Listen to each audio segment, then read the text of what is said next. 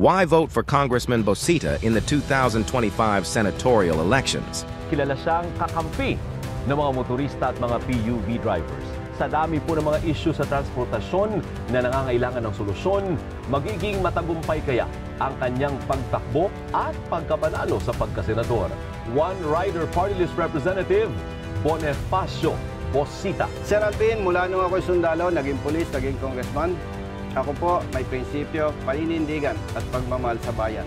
At nananatili po na yun ang gagawin ko at titiyakin ko po sa bawat issue. Higit kong papahalagaan ang taong bayan, hindi ang aking kasama o ang sino man.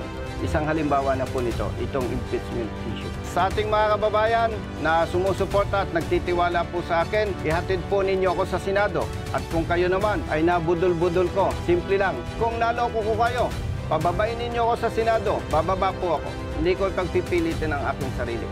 Tatandaan po ninyo, hanggang huling buhay ng paninilbihan ko sa taong bayan, paninindigan ko ang aking prinsipyo, paninindigan at pagmamahal po sa inyo. Walang kasinungalingan, walang pambobola. Totoo lamang po. Subok ko ng aking sarili.